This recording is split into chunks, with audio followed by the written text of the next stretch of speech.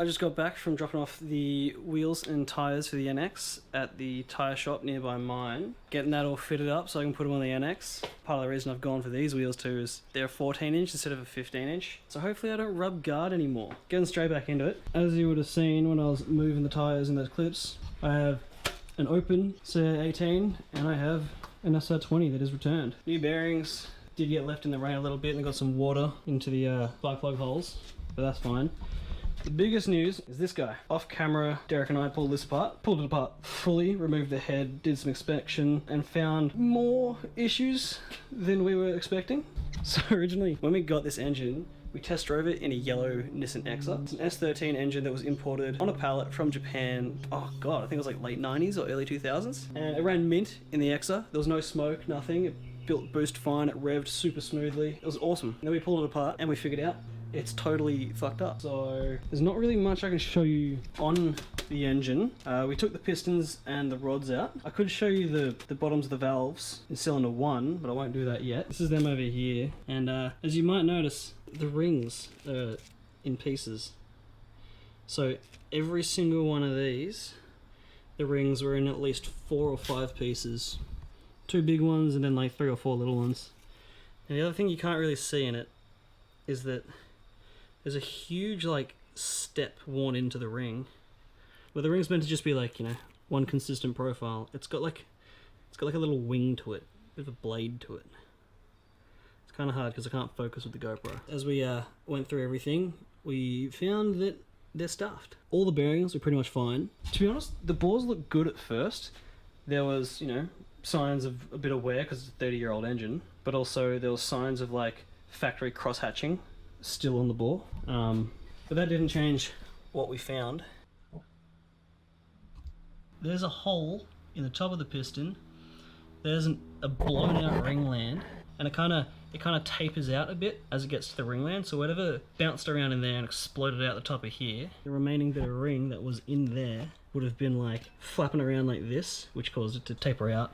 And right there is actually 2 pieces of the ring jammed on top of each other, stuck in the ringland.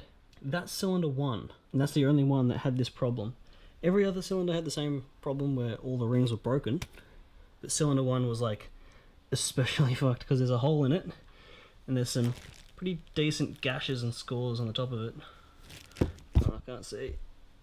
Let's go like this. Can the GoPro focus that close? Don't know. But that's it there. Not great, really. And then get some light onto that. Where it blew a hole in the top of the piston, there's like wear up and down in the cylinder where it was broken, where it was blown out. I'm hoping and I'm thinking it won't have done too much damage, so that we should still be good to go oversized pistons, which means the whole block has to be sent off for a machine. Acid bath, machine, hone. I'll have a mint block. It's going to add to the delay and the cost of it, especially because I'm going to need oversized pistons, oversized rings, and all the machining. It'll add to the cost, it'll add to the time, but I don't mind too much because I'm not going to have to wire wheel the entire block to get rid of all the crust and crap all over it, because there is a lot. There's heaps. I don't feel too bad knowing that it's going to come back nice and clean. I might pay Derek to do a bit of a freshen up of the head, because in one of the previous videos you saw when he was lapping valves, the valves are real crusty. The seats are full of gunk because there's been oil blasting out the top of the piston onto them. Pay him to do a bit of the clean up on that. But yes, as I was saying though, engine's back. We pulled it apart. Previously it ran mint, no smoke, nothing. It ran so smooth. And then there's a hole in the piston. We did find the previous people who put this into the XR, they had like a whole binder folder of the history. It still has the receipts for importing that engine from Japan, which is pretty cool. But there was a lot of printouts of emails back and forth between shops or the father and the son who were making it. And in those printouts, one of the things that I noticed, which I think might have to do with this piston, is that on one of the cylinders, I'm pretty sure they mentioned cylinder 1, they constantly keep having misfiring issues, and they keep replacing the plug and they keep replacing the coil pack. And there's talk of it being like a wiring issue or a loom issue, or like maybe there's water getting into the engine bay. I think there's a good chance it could just be fouling it and destroying plugs and destroying all sorts of things. Because yeah, if all those issues are the same on cylinder 1, and cylinder 1 has no doubt been like this for quite a while. I mean, Derek and I drove the X 2-3 times and that's it. In the documentation, this has had I guess misfiring issues that keep coming back on that cylinder, but it kept going. So that's a testament to CAs. If that happened in this thing would probably have a great big crater in the side of it, just knowing these things. That's the only real updates for now. So there's the intake manifold for the SR, clutch and flywheel because that was on the back of it. The turbo manifold for the CA that was on it was for a front wheel drive. So Derek has swapped out my front wheel drive one for a turbo rear wheel drive one. So that means I can actually fit that now and it'll work, it'll fit better. Things will point the right direction. Was there really much else? Yeah, over here. So, back on the LCAs, I never got these finished because the bushings that I got for them didn't fit. The company said that an R32 and an S13 LCA have the same bushing. That's not the case with these ones, and I'm very certain that these are R32. So they're sending me some replacement ones that are the size up. So I'll be able to do that, and then I've still got the S13 ones, so I can chuck those into the S13. Then I'll have fresh hardened rubber bushings front and back. Front and back? Sorry. Then I'll have fresh hardened rubber bushings in the Gazelle and the S13. I'm happy to have this back. I'm very keen to have this back. I don't want to chuck it into the car just yet because I've got a few bits and pieces to sort out and put back on and replace. But when it goes in, it'll all be worthwhile because it'll all be tidy. There'll be some fresh parts all around it, in the engine bay and on it. The other thing is that I've got some stickers in development. It'll probably be a little while until I get anything made. I've got to do some test prints first, but hopefully they'll turn out pretty good. I'm going to keep them real simple, maybe a couple die cuts, but it should be cool. It should be very cool. That's pretty much all the updates for now, whilst I'm waiting for the tyres to get mounted. So I'm just going to hang out until they're mounted, and then I'll be back and check out the fitment. I'm hopeful that it's going to be good, and I'm sure it's not going to totally mess up the guards like it has been, and I don't have to run -3.5 degrees of camber at the front anymore. Right, I'm back. I got shorts on, I got sockets, I got breaker bar, I got socket gun, and I got wheels.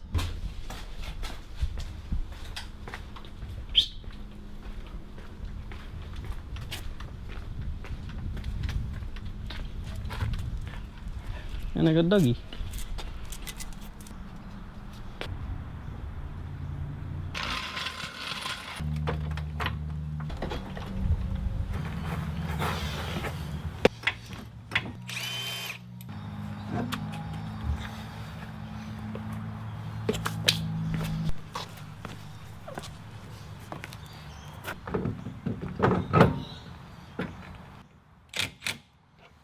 So they fit, but they don't.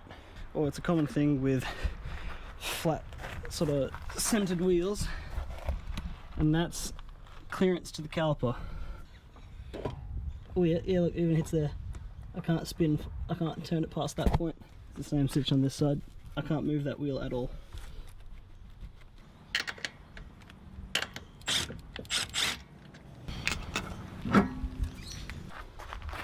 So, that's what we're looking at now. I grinded back this surface of the caliper so that it clears. Depending if that scrapes again, I might take this wheel off and grind back any of the, because there's black powder coat on the back of this, center. If there's any signs of where it's hit on the caliper, I'll grind that spot back.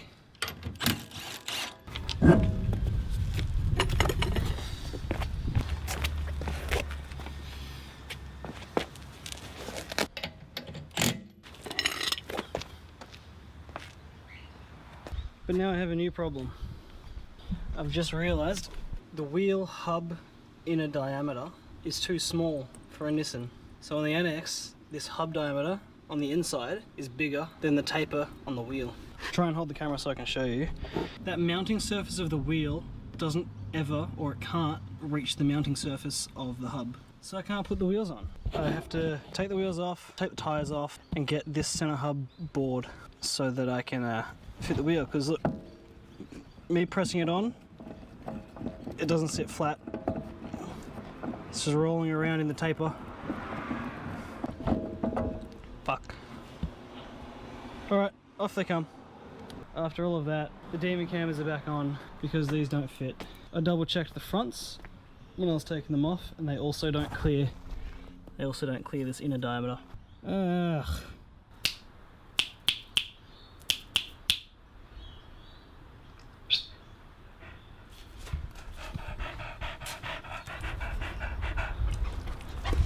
There's nothing else I can do with these wheels right now other than put them back on my shelf. So they will live here in the meantime while I guess go call around a few wheel places in Melbourne about getting the hubs board. Even if it wasn't very eventful, it was a bit of fun. No doubt get back to finishing a video fitting these up to the NX. Hopefully it doesn't cost too much. That's all for now. Goodbye. It's been a week since I tried to get the Drag4s onto the car and learned that the hub inner diameter was too small for the Nissan hub. Well, after learning that, it made a lot of sense because they're intended for Hondas, I'm pretty sure, hence the much smaller hub bore size. So in the week since then, I've had the hub bores machined out to match the Pulsar hubs, which are 59.1, and I've also grabbed some slip-on spacers for the front. I had to, what was it? I wire brushed back where I grinded on the calipers and sprayed that with some high temp silver paint because they were starting to rust. So now they're coated and protected. The rears, they only needed the reboring. They still clear the caliper perfectly fine, and I didn't need to grind the rear caliper. I needed to grind the front caliper, and I ended up putting on a 3mm slip-on spacer just to be sure, just to make sure it clears. I'll do a walk around now and show you how they look. I'm pretty happy with them.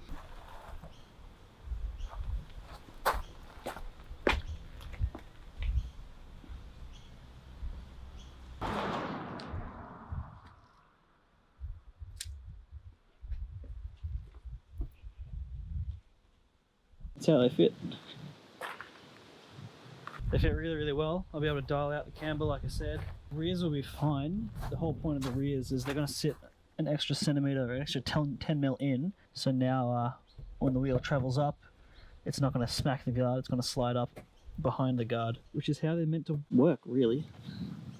That's why you don't have ridiculous offset wheels from the factory. I will also lower the rear a bit more. The front is like perfect. That's the sort of clearance there is on the spokes now. Plenty of clearance. There's like 2-3mm. Alright, I'm gonna call it that for a video. Whoops, there's a tree there. Cheers for coming along again.